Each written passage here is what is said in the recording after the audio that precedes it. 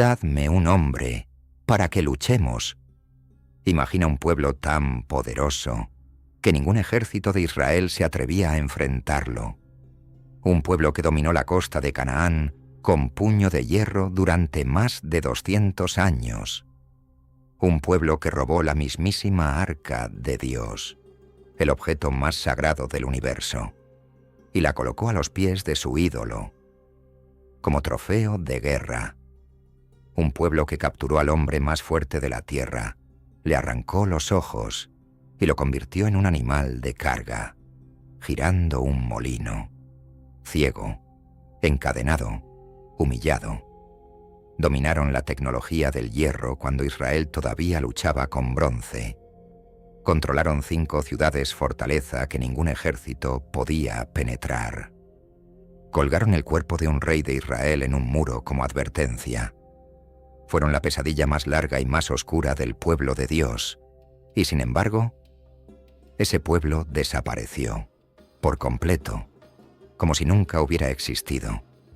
Fueron borrados de la faz de la tierra, exactamente como Dios lo había prometido siglos antes a través de sus profetas.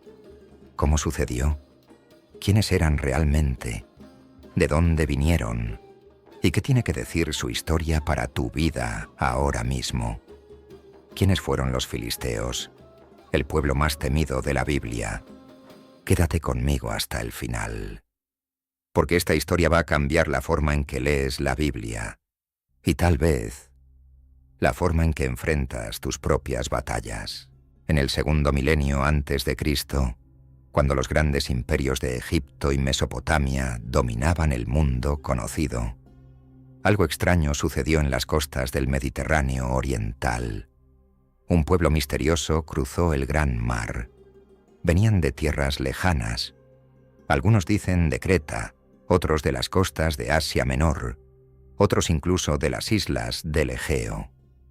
No eran refugiados, no eran comerciantes, eran guerreros, navegantes, conquistadores. Llevaban consigo algo que cambiaría el equilibrio de poder en toda la región, el secreto del hierro, y con él, una sed insaciable de dominio.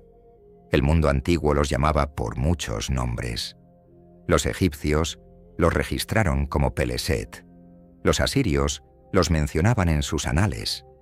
Pero Israel los conocía por un solo nombre: Filisteos, Pelistim, en hebreo. Y de la tierra que dominaron nació un nombre que resuena hasta el día de hoy: Palestina, la tierra de los filisteos. Pero antes de conocer su caída, necesitamos entender su origen. ¿De dónde vinieron realmente estos guerreros del mar? La Biblia nos da la primera y más importante pista sobre el origen de los filisteos.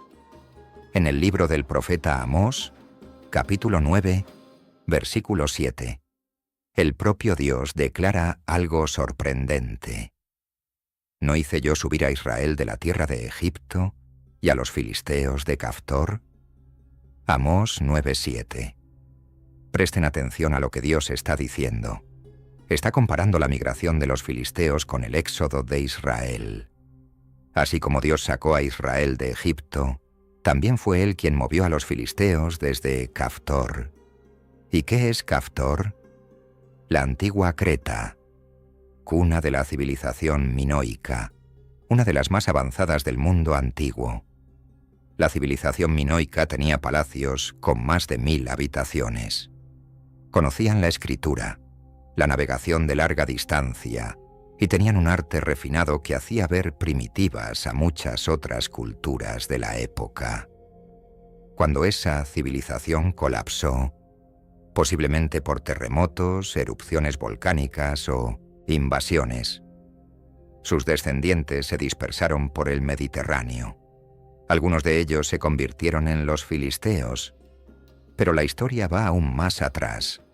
En Génesis capítulo 10, la tabla de las naciones registra la genealogía de todos los pueblos después del diluvio, y allí encontramos un detalle que muchos pasan por alto.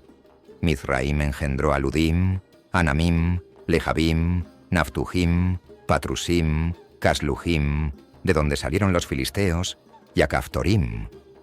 Génesis 10, 13 a 14. Los filisteos aparecen como descendientes de Cam, a través de Mizraim, que es el nombre hebreo para Egipto. Esto significa que antes de llegar a Canaán, los filisteos tenían raíces vinculadas a Egipto y al norte de África. Su historia es compleja, antigua y profundamente conectada con los grandes movimientos de pueblos del mundo antiguo. Ahora bien, la arqueología confirma lo que la Biblia sugiere. Alrededor del año 1200 a.C., el mundo antiguo experimentó uno de los colapsos más catastróficos de la historia. El gran imperio hitita se desmoronó. Ciudades como Ugarit, Troya y Micenas fueron destruidas. La causa, una coalición devastadora conocida como los pueblos del mar. Los egipcios los llamaban así porque venían del mar, en oleadas sucesivas, con sus familias, sus carros y sus armas. Entre esos pueblos había varios grupos: los Cheker, los Shekelesh, los Denyen, pero el más importante para nuestra historia eran los Peleset, los filisteos. Los registros del faraón Ramsés III, grabados en las paredes de su templo mortuorio en Medinet Habu, nos dan la única descripción visual que tenemos de los filisteos. Allí aparecen con sus cascos emplumados, sus espadas largas y sus escudos redondos. Ramsés afirmó haberlos derrotado, pero la verdad es que no los destruyó. Los filisteos simplemente se establecieron más al norte, en la fértil llanura costera de Canaán. Y aquí está la genialidad de los filisteos. No fundaron un reino con un solo rey. Crearon algo único, la Pentápolis, 5 ciudades, cada una gobernada por un serén, un título que no tiene equivalente en ninguna otra cultura del cercano Oriente. Algunos académicos creen que la palabra serén está relacionada con el griego tirannos, lo cual reforzaría su conexión con el mundo egeo. Gaza era la más meridional y la puerta al comercio con Egipto. Ascalón, la ciudad portuaria, controlaba el mar. Asdod era la más grande, un centro religioso dedicado a Dagón. Gat era la ciudad de los gigantes, de allí saldría Goliat. Y Ecrón, la más septentrional, era un centro industrial de producción de aceite de oliva a escala masiva. Juntas, estas 5 ciudades formaban una alianza militar y económica que ningún pueblo de la región podía igualar. Cuando los 5 serenes se unían, sus ejércitos combinados eran imparables. Pero el verdadero secreto de su poder no estaba solo en sus ejércitos, estaba en sus fraguas. Primer libro de Samuel, capítulo 13, versículos 19 a 22. Escuchen bien este texto, porque revela la pesadilla en la que vivía Israel. No se hallaba herrero en toda la tierra de Israel, porque los filisteos habían dicho: para que los hebreos no hagan espada ni lanza. Por lo cual todo Israel tenía que acudir a los filisteos para afilar cada uno su reja de arado, su azadón, su hacha o su hoz. Primera de Samuel 13, 19 a 20. Piensen en lo que esto significa. Los filisteos no solo tenían superioridad militar, tenían un monopolio tecnológico. Israel no podía fabricar armas, no podía reparar sus propias herramientas agrícolas sin pedir permiso al enemigo. Era una dependencia total, una esclavitud económica antes de que existiera ese término. El texto añade que cuando llegó el día de la batalla, en todo el ejército de Israel solo 2 personas tenían espada y lanza, el rey Saúl y su hijo Jonatán. El resto del ejército luchaba con palos, piedras y herramientas de labranza. Así de asfixiante era el dominio filisteo. Este era el mundo en el que Dios decidió intervenir. No con ejércitos, no con alianzas políticas, sino con hombres improbables. Y el primero de ellos fue el más extraño de todos. El libro de Jueces nos dice que Israel había caído en un ciclo destructivo. Pecaban. Dios permitía la opresión. Clamaban a Dios y Dios levantaba un libertador. Pero esta vez, la opresión fue la más larga. 40 años bajo el yugo filisteo. Una generación entera que nació, creció y murió sin conocer la libertad.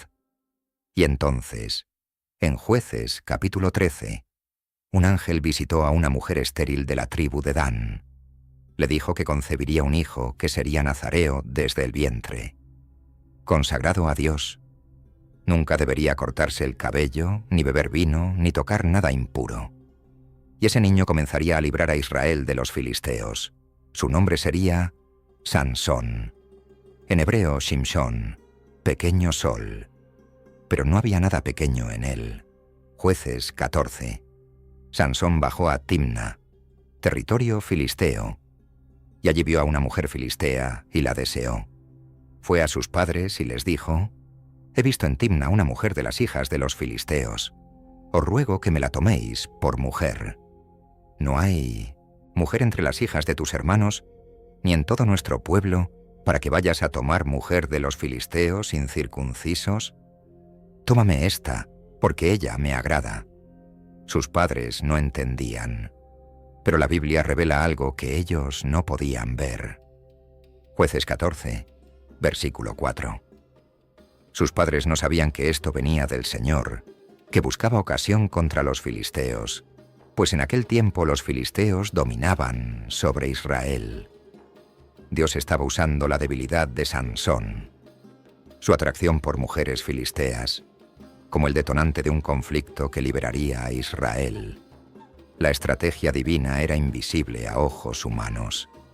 En el camino a Timna, un león joven rugió contra Sansón, y el Espíritu del Señor vino sobre él con poder. Sansón desgarró al león con sus manos desnudas, como quien desgarra un cabrito, sin nada en sus manos, sin arma alguna, y no le contó a nadie lo que había hecho. Días después, cuando volvió a pasar por el camino, encontró que un enjambre de abejas había hecho miel en el cadáver del león. Tomó miel y la comió, y de allí nació un enigma que desataría el caos. En la fiesta de bodas, que duraba 7 días según la costumbre, Sansón propuso una apuesta a 30 jóvenes filisteos. «Os propondré un enigma. Si en los 7 días de la fiesta me lo podéis descifrar, yo os daré 30 vestidos de lino y 30 mudas de ropa. Pero si no podéis, vosotros me daréis a mí 30 vestidos de lino y 30 mudas de ropa. Proponnos el enigma y lo oiremos. Del que come salió comida, y del fuerte salió dulzura». Durante 3 días no pudieron resolver el enigma. Entonces recurrieron a la traición. Fueron a la esposa de Sansón y la amenazaron. «Persuade a tu marido para que nos declare el enigma, para que no te quememos a ti y a la casa de tu padre. ¿Nos habéis invitado aquí para despojarnos?» Ella lloró ante Sansón durante 7 días. Lo acosaba, lo presionaba, le decía que no la amaba. Y al 7º día, Sansón cedió. Le reveló la respuesta. Ella corrió a decirles a los filisteos: «¿Qué es más dulce que la miel? ¿Y qué más fuerte que el león? Si no hubierais arado con mi novilla, nunca habríais descubierto mi enigma». Sansón bajó a Ascalón, mató a 30 hombres, les quitó sus ropas y pagó la apuesta. Luego se fue, ardiendo en cólera, y su esposa fue dada a su compañero de bodas. La primera chispa de la guerra había sido encendida, cuando Sansón volvió a buscar a su esposa y descubrió que se la habían dado a otro. Su venganza fue incendiaria, literalmente. El fuego devoró los trigales, los olivares y los viñedos. La economía agrícola de los filisteos fue devastada. Los filisteos, al descubrir la razón, quemaron a la esposa de Sansón y a su padre. Sansón entonces los atacó con una gran matanza. Los filisteos subieron contra Judá. 3000 hombres de Judá, su propio pueblo, vinieron a entregarlo. Escuchen esto.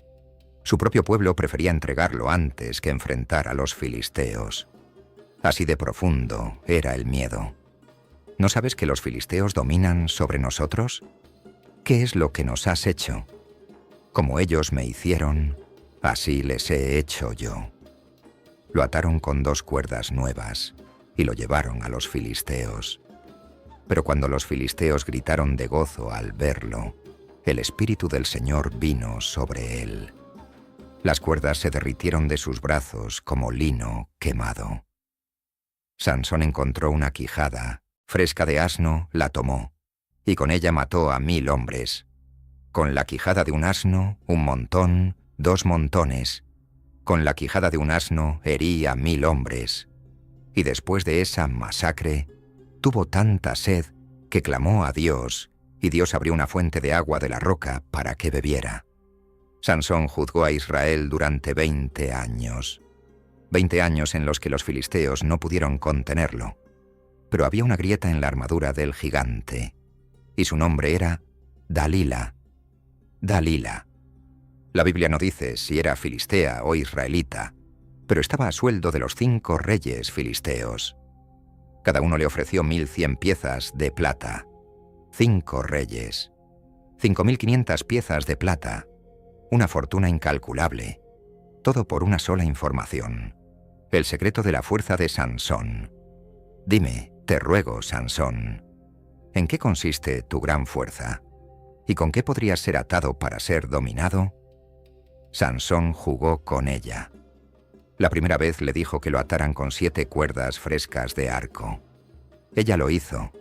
Gritó, los filisteos, y Sansón rompió las cuerdas como hilos. La segunda vez, con sogas nuevas. Mismo resultado. La tercera vez, le dijo que tejiera sus 7 mechones de cabello en un telar. Sansón se liberó de nuevo. ¿Cómo dices que me amas, si tu corazón no está conmigo? Ya me has engañado 3 veces, y no me has dicho en qué consiste tu gran fuerza. Y aquí viene el versículo más triste de Jueces 16, versículo 16. Y aconteció que, prestándole ella cada día con sus palabras e importunándole, su alma fue reducida a mortal angustia. Sansón podía vencer a 1000 hombres con una quijada de asno. Podía romper cadenas y arrancar puertas de ciudad. Pero no podía soportar las lágrimas de una mujer que no lo amaba. Le entregó todo su secreto. Nunca ha subido navaja sobre mi cabeza, porque soy nazareo de Dios desde el vientre de mi madre. Si fuere rapado, mi fuerza se apartará de mí, y me debilitaré y seré como cualquier otro hombre. Sansón, los filisteos sobre ti. Él despertó, sacudió su cuerpo. Pero algo había cambiado. La Biblia registra las palabras más devastadoras de toda la historia de Sansón. Él no sabía que Jehová ya se había apartado de él. Jueces 16:20. Le sacaron los ojos, lo llevaron a Gaza, la ciudad que una vez había humillado arrancando sus puertas con sus propias manos. Ahora entraba ciego, encadenado con bronce, y fue puesto a girar un molino de grano. El trabajo de un buey. El hombre más fuerte de la tierra, reducido a una bestia de carga. Nuestro Dios entregó en nuestras manos a Sansón, nuestro enemigo, el destructor de nuestra tierra, el que multiplicó nuestros muertos. Lo trajeron para divertirse con él, para burlarse, para humillarlo ante toda la nación filistea. Pero nadie se había dado cuenta de un detalle. El cabello de Sansón había comenzado a crecer de nuevo. Señor Jehová, acuérdate ahora de mí, y fortaléceme. Te ruego, solamente esta vez, oh Dios, para que de una vez me vengue de los filisteos por mis 2 ojos. Muera yo con los filisteos. Jueces 16, versículo 30. Los que mató al morir fueron más que los que había matado durante su vida. Sansón fue un hombre lleno de contradicciones, fuerte pero débil, consagrado pero desobediente. Sin embargo, Dios lo usó. Y en Hebreos capítulo 11, versículo 32, Sansón aparece en la lista de los héroes de la fe, porque al final, en su hora más oscura, recordó a quién pertenecía. Pero la muerte de Sansón no terminó la guerra. Los filisteos aún tenían poder, y lo que estaba a punto de suceder sacudiría los cimientos de Israel hasta el alma. Primer libro de Samuel, capítulo 4. Décadas después de Sansón, Israel enfrentó a los filisteos en batalla abierta cerca de Ebenezer, y fueron aplastados, 4.000 muertos en un solo día. Los ancianos de Israel, desesperados, se preguntaron: ¿por qué nos ha herido hoy Jehová delante de los filisteos? Traigamos de Silo el arca del pacto de Jehová, para que viniendo entre nosotros nos salve de la mano de nuestros enemigos. Escuchen la lógica de ese razonamiento. No dijeron: busquemos a Dios. No dijeron: ¿qué pecado hay en nuestro campamento? Dijeron: traigamos el arca. Como si el arca fuera un talismán mágico, como si Dios fuera un genio atrapado en una caja dorada que debía obedecerles. El grito llegó hasta el campamento filisteo, y allí sucedió algo extraordinario. Por primera vez en 1900, toda la narrativa bíblica, los filisteos sintieron verdadero terror. Dios ha venido al campamento. ¡Ay de nosotros! ¿Quién nos librará de la mano de estos dioses tan poderosos? Estos son los dioses que hirieron a Egipto con toda clase de plagas en el desierto. Pero entonces, un comandante filisteo dio un discurso que cambiaría la batalla. Esforzaos y sed hombres, oh filisteos, para que no sirváis a los hebreos como ellos os han servido a vosotros. Sed hombres y pelead. El arca fue capturada, el símbolo de la presencia de Dios en medio de Israel, tomado por manos paganas. Cuando un mensajero llegó a Silo con las ropas rasgadas y tierra en la cabeza, el sacerdote Elí, de 98 años, estaba sentado vigilando junto al camino, porque su corazón temía por el arca. Israel huyó delante de los filisteos, y hubo gran mortandad entre el pueblo. También tus 2 hijos, Ofni y Finés, murieron, y el arca de Dios ha sido tomada. Cuando mencionó el arca, Elí cayó de miostomensindonte, la silla hacia atrás junto a la puerta, se rompió el cuello y murió. Su nuera, la esposa de Finés, al escuchar la noticia, entró en parto, y antes de morir, le puso nombre al niño, Icaboz, que significa: la gloria se ha apartado de Israel, porque el arca de Dios había sido tomada. Los filisteos tomaron el arca y la llevaron a Asdod, al templo de Dagón, su dios principal. La colocaron junto al ídolo como trofeo, como prueba de que Dagón era más poderoso que el Dios de Israel. Estaban celebrando, pero no tenían idea de lo que habían traído a su casa. Primera mañana, los sacerdotes de Dagón entraron al templo y encontraron a su dios caído de rostro en tierra frente al arca, como si estuviera postrándose. Lo levantaron y lo pusieron en su lugar. Segunda mañana, Dagón estaba nuevamente en el suelo, pero esta vez, su cabeza y ambas manos habían sido cortadas y estaban tiradas en el umbral de la puerta. Solo el tronco de Dagón había quedado, el dios de los filisteos, decapitado y mutilado por la presencia del Dios verdadero, sin que ningún ser humano interviniera. Y entonces vinieron las plagas. Tumores dolorosos brotaron en los cuerpos de los habitantes de Asdod. Una infestación de ratones devastó la tierra. El pánico se apoderó de la ciudad. Enviaron el arca a Gat. Los mismos tumores y ratones cayeron sobre Gat. La enviaron a Ecrón, y los habitantes de Ecrón gritaron: «Han traído a nosotros el arca del Dios de Israel para matarnos a nosotros y a nuestro pueblo». Después de 7 meses de plagas, los filisteos consultaron a sus sacerdotes y adivinos. La respuesta fue unánime: devolver el arca con ofrendas de culpa. Hicieron 5 tumores de oro y 5 ratones de oro. uno por cada ciudad de la Pentápolis, y la pusieron en un carro nuevo tirado por 2 vacas que jamás habían llevado yugo. Si las vacas se dirigían solas hacia territorio israelita, significaba que Dios había causado las plagas. Si se desviaban, había sido coincidencia. Las vacas caminaron directamente hacia Bet-Semes, mugiendo por el camino, sin desviarse ni a derecha ni a izquierda. Hasta los animales obedecían al Dios de Israel. Primer libro de Samuel, capítulo 17. La escena más icónica de toda la rivalidad entre Israel y los filisteos, Goliat de Gat. La Biblia lo describe con precisión milimétrica. 6 codos y 1 palmo de estatura, casi 3 metros. Armadura de escamas de bronce que pesaba 5.000 siclos, unos 60 kilos. Grebas de bronce en sus piernas, una jabalina de bronce a la espalda, y el asta de su lanza como un rodillo de tejedor, con una punta de hierro de 600 siclos, casi 7 kilos de hierro puro, y delante de él iba un escudero cargando un enorme escudo. Goliat no era solo un guerrero, era una máquina de guerra viviente. ¿Para qué salís a presentar batalla? ¿No soy yo el filisteo, y vosotros los siervos de Saúl? Escoged de entre vosotros un hombre que descienda contra mí. Si él pudiere pelear conmigo y me venciere, nosotros seremos vuestros siervos. Pero si yo pudiere más que él y lo venciere, vosotros seréis nuestros siervos y nos serviréis.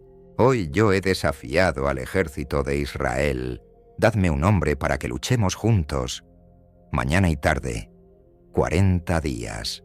80 veces Goliat lanzó su desafío, y 80 veces todo Israel, incluido Saúl, el rey que medía una cabeza más que todos, se acobardó. Nadie se atrevía a bajar al valle. ¿Quién es este filisteo incircunciso para desafiar a los ejércitos del Dios viviente? ¿Qué harán al hombre que venza a este filisteo y quite el oprobio de Israel? ¿Para qué has descendido acá? ¿Y a quién has dejado aquellas pocas ovejas en el desierto? Yo conozco tu soberbia y la malicia de tu corazón. ¿Qué he hecho yo ahora? ¿No es esto mera pregunta? Las palabras de David llegaron a oídos de Saúl. El rey lo mandó a llamar, y David le dijo: No desmaye el corazón de ningún hombre a causa de él. Tu siervo irá y peleará contra este filisteo. No podrás tú ir contra aquel filisteo para pelear con él, porque tú eres un muchacho, y él es un hombre de guerra desde su juventud. Tu siervo era pastor de las ovejas de su padre. Cuando venía un león o un oso y tomaba alguna oveja del rebaño, yo salía tras él, lo hería y la libraba de su boca. Y si se levantaba contra mí, lo agarraba por la quijada, lo hería y lo mataba. Fuese león, fuese oso, tu siervo lo mataba. Y este filisteo incircunciso será como uno de ellos, porque ha desafiado a los ejércitos del Dios viviente, Jehová, que me ha librado de las garras del león y de las garras del oso. Él me librará de la mano de este filisteo. Yo no puedo andar con esto, porque nunca lo puse en práctica. ¿Soy yo perro para que vengas a mí con palos? Ven a mí, y daré tu carne a las aves del cielo y a las bestias del campo. Tú vienes a mí con espada, con lanza y con jabalina.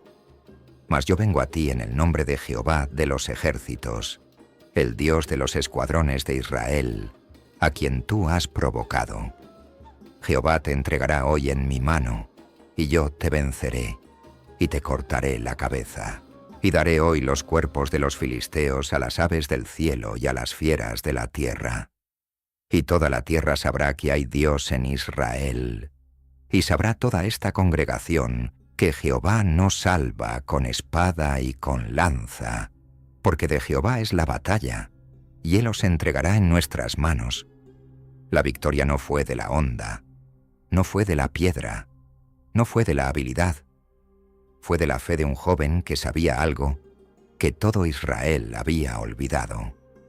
que la batalla pertenece al Señor y que el tamaño del gigante no importa cuando Dios está de tu lado. Tras la muerte de Goliat, David se convirtió en el héroe más celebrado de Israel. Las mujeres salían a cantar y danzar cuando el ejército regresaba. Saúl mató a sus 1000 y David a sus 10.000. Primera de Samuel 18:7. Esto despertó celos mortales en Saúl. Desde ese día Saúl miró con recelo a David. Intentó matarlo con una lanza en 2 ocasiones. Lo envió a misiones suicidas contra los filisteos esperando que muriera. Le pidió 100 prepucios de filisteos como dote por su hija Mical, pensando que David moriría en el intento. David trajo 200. Saúl lo persiguió durante años por el desierto de Judá, por las cuevas de Engadi, por los montes de Zif. David era un fugitivo en su propia tierra. Y aquí viene la ironía más grande de toda esta historia. ¿A dónde huyó David cuando ya no tenía refugio en Israel? Primer libro de Samuel, capítulo 27, versículo 1. Dijo luego David en su corazón: al fin seré muerto algún día por la mano de Saúl. Nada me será mejor que fugarme a la tierra de los filisteos. David, el matador de Goliat, buscó refugio con Aquis, rey de Gat, la mismísima ciudad de donde era Goliat, y Aquis lo recibió. Le dio la ciudad de Siclag para vivir. David permaneció entre los filisteos 1 año y 4 meses. Durante ese tiempo, David hacía incursiones contra los amalecitas y otros pueblos del sur, pero le decía a Aquis que atacaba aldeas de Judá. Un juego doble mortífero. No dejaba sobrevivientes para que nadie pudiera contradecir su versión. La Biblia no esconde las sombras de sus héroes. Cuando los filisteos se prepararon para la batalla definitiva contra Saúl en el monte Gilboa, David marchó con ellos. Iba a luchar contra su propio pueblo. Pero los generales filisteos intervinieron. ¿Qué hacen aquí estos hebreos? ¿No es este David de quien cantaban: Saúl mató a sus 1000 y David a sus 10.000? ¿Acaso no se reconciliará con su Señor entregando nuestras cabezas? Aquis tuvo que enviar a David de vuelta. La providencia de Dios lo protegió de derramar sangre israelita. Pero mientras David regresaba, la tormenta caía sobre el monte Gilboa. Saca tu espada y traspásame con ella, no sea que vengan estos incircuncisos y me traspasen y me escarnezcan. El escudero tuvo demasiado miedo, y Saúl tomó su propia espada y se dejó caer sobre ella. El primer rey de Israel, muerto por su propia mano, en una batalla contra los filisteos. Al día siguiente, los filisteos vinieron a despojar a los muertos. Encontraron a Saúl y a sus 3 hijos. Le cortaron la cabeza, le quitaron la armadura, enviaron mensajeros por toda la tierra filistea para anunciar la victoria en los templos de sus ídolos. Colgaron la armadura de Saúl en el templo de Astarot y clavaron su cuerpo decapitado en el muro de Bet-San. Pero algo hermoso brotó en medio de la tragedia. Los valientes de Jabes de Galaad, a quienes Saúl había rescatado al principio de su reinado, caminaron toda la noche, recuperaron los cuerpos de Saúl y sus hijos y les dieron una sepultura digna. La lealtad sobrevivió a la derrota. Cuando David finalmente fue ungido rey sobre todo Israel, los filisteos lo vieron como una amenaza existencial. Segundo libro de Samuel, capítulo 5. Subieron con todo su ejército y se desplegaron por el valle de Refaim. Y aquí está la diferencia fundamental entre David y todos los que vinieron antes. David consultó a Jehová: ¿subiré contra los filisteos? ¿Los entregarás en mi mano? Sube, porque ciertamente entregaré a los filisteos en tu mano. David subió a Baal Perazim y los derrotó. Dijo: Jehová rompió a mis enemigos delante de mí como rompimiento de aguas. Los filisteos volvieron a subir. David consultó a Dios de nuevo. Y esta vez, la respuesta fue diferente. No subas, sino rodéalos y ve contra ellos por detrás de las moreras. Y cuando oigas ruido como de marcha por las copas de las moreras, entonces ataca con ímpetu, porque Jehová saldrá delante de ti a herir el campamento de los filisteos. Segundo Samuel 5:23 a 24. David obedeció cada detalle. Esperó el sonido en las copas de los árboles, el sonido del ejército invisible de Dios marchando delante de él. Y cuando atacó, la destrucción fue total. Los filisteos fueron barridos desde Geba hasta Gezer. Lo que Sansón comenzó con fuerza bruta, David lo completó con estrategia y obediencia. Sansón nunca consultó a Dios antes de una batalla. Actuaba por impulso, por emoción, por venganza. David preguntaba, escuchaba, obedecía, y la diferencia fue absoluta. Los filisteos nunca más fueron una amenaza existencial para Israel. Después del reinado de David, los filisteos continuaron existiendo como pueblo, pero nunca recuperaron su antiguo poder. Aparecen mencionados en conflictos menores durante los reinados de Ezequías y Josías. Pero lo más importante es lo que Dios dijo sobre su futuro a través de sus profetas, porque cada palabra se cumplió. Amós, un simple pastor de Tecoa, profetizó alrededor del 760 a.C. Su mensaje contra los filisteos fue directo y devastador. Así dice Jehová: por 3 pecados de Gaza, y por el 4, no revocaré su castigo, porque llevó cautivo a todo un pueblo para entregarlo a Edom. Prenderé fuego en el muro de Gaza, y consumirá sus palacios. Destruiré a los moradores de Asdod, y al que tiene el cetro de Ascalón. Volveré mi mano contra Ecrón, y el resto de los filisteos perecerá, dice Jehová el Señor. Amós 1, 6 a 8. Observen, Dios enumera las ciudades una por una: Gaza, Asdod, Ascalón, Ecrón, y su crimen específico: el tráfico de personas. Los filisteos capturaban poblaciones enteras y las vendían como esclavas a Edom.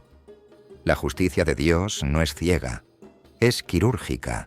Sofonías, alrededor del 630 a.C., fue aún más explícito. Ay de los que moran en la costa del mar, pueblo de los cereteos. La palabra de Jehová es contra vosotros, oh Canaán, tierra de filisteos. Te haré destruir hasta no quedar morador. La costa del mar será dehesas de pastores y corrales de ovejas. Sofonías 2, 5 a 6. ¿Escucharon eso? Donde una vez hubo ciudades fortaleza, habría pastizales para ovejas. Donde una vez caminaron guerreros con armadura de hierro, pastores apacentarían rebaños. Y eso es exactamente lo que sucedió. Jeremías, en el capítulo 47, describió la invasión babilónica como una inundación imparable. Aguas suben del norte y se convierten en torrente desbordante. Inundan la tierra y todo lo que hay en ella. Claman los hombres y aúllan todos los moradores de la tierra. Jeremías 47:2. Isaías anunció que la puerta filistea sería destruida. Ezequiel prometió que Dios ejecutaría grandes venganzas sobre ellos. Y Zacarías profetizó que el orgullo de los filisteos sería arrancado de raíz. Y uno por uno, cada juicio se cumplió. Nabucodonosor, rey de Babilonia, arrasó las ciudades filisteas cuando destruyó Jerusalén. Después vinieron los persas, que reorganizaron toda la región. Luego Alejandro Magno, que conquistó Gaza tras un asedio brutal y vendió a sus habitantes como esclavos. Y finalmente los romanos, que acabaron de borrar cualquier rastro de identidad filistea. Para el siglo II a.C., los filisteos como pueblo distinto habían dejado de existir completamente, absorbidos por las sucesivas oleadas de imperios, dispersos, extintos, exactamente como cada profeta lo había anunciado, algunos de ellos cientos de años antes de que sucediera. El nombre Palestina sobrevivió como denominación geográfica. Los romanos lo usaron precisamente para borrar la conexión de Israel con su tierra. Pero el pueblo que le dio ese nombre se desvaneció en la arena del tiempo. Los filisteos fueron una de las civilizaciones más formidables del mundo antiguo. Tenían tecnología superior, organización militar avanzada, 5 ciudades prósperas unidas bajo un solo propósito, un monopolio del hierro que mantenía a Israel de rodillas, guerreros gigantes que nadie se atrevía a enfrentar. Pero la Biblia nos muestra algo que trasciende la historia humana. Los filisteos no cayeron por falta de fuerza, no cayeron por falta de estrategia ni de recursos. Cayeron porque se opusieron al propósito de Dios para su pueblo. Cuando colocaron el arca frente a Dagón, Dagón cayó. Cuando desafiaron a Israel con un gigante de 3 metros, una piedra de arroyo los humilló. Cuando esclavizaron al hombre más fuerte de la tierra, su templo se derrumbó sobre sus propias cabezas. Cuando oprimieron al pueblo de Dios durante décadas, Dios levantó un pastor que se convirtió en rey. La lección de los filisteos no es solo sobre un pueblo antiguo que desapareció. Es sobre nosotros, hoy, ahora mismo.